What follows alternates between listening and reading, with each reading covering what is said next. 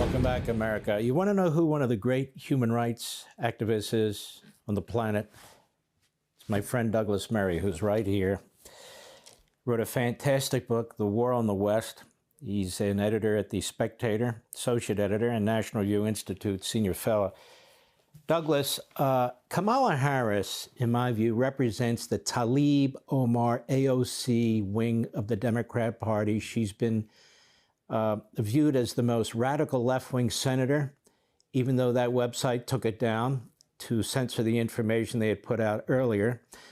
She has said things about the state of Israel and Prime Minister Netanyahu that have been absolutely awful. She meets with Netanyahu in person the other day. She comes out only afterwards and makes a statement not condemning Hamas, the leaders of Hamas, Qatar that funds Hamas, condemning Israel with her blood libels.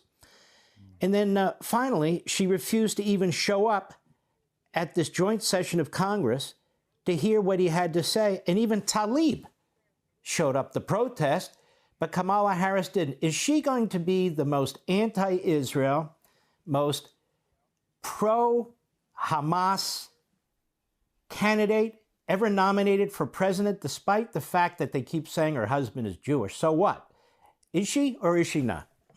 I think on the current trajectory, of course she is. I mean, just looking at her actions the past week, as you just laid out, it's astonishing. I mean, in what other situation would the leader of a major ally come to the United States and not be greeted and the session presided over by the president or vice president? Where else would that happen but in the Kamala Harris USA? And then the meeting with Netanyahu, where by all accounts she came out and, well, when she came out and sort of did this, you know, I told him what to do and how to stop the war and that he has to stop it and so on, apparently much tougher than anything she said in the session. You get a very clear idea of where she's coming from. I mean, I think that it's just a disaster for this country that she's in the position she is. What a catastrophe it would be if she actually made it any further. You know, Kamala Harris seems to be not expert in anything. But the one thing I think she could be said to be least expert in is how to carry out warfare in highly densely populated civilian areas where nobody on the other side, the terrorist side, wears uniforms and where they still have more than 100 hostages, including Americans, in homes and in tunnels and doubtless in mosques and schools and much more. Kamala Harris has no idea of how to fight a war like that, but she has the presumption to tell somebody who is fighting such a war, and has many times before, sadly, how to operate the war. It's crazy. It's presumptuous and deeply, deeply unfair to an American ally.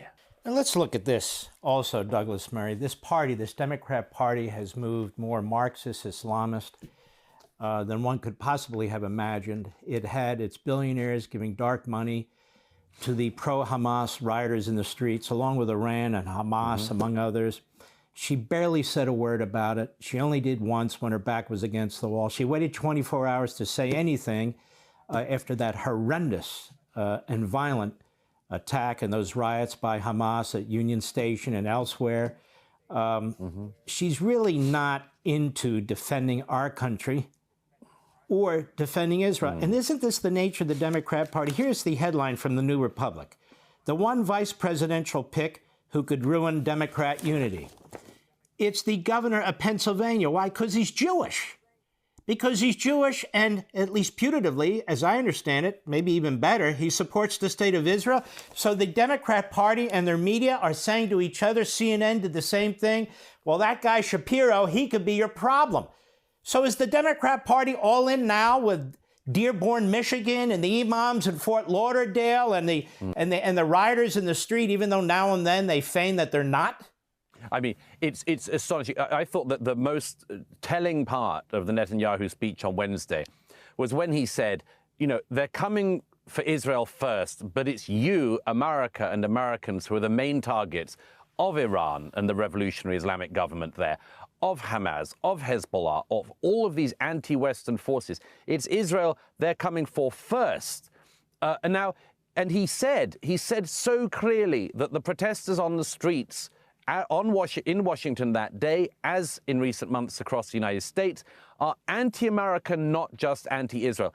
And what you just mentioned of the protesters at Union Station in DC and elsewhere absolutely proved Netanyahu's point. They proved it better than he could prove it himself.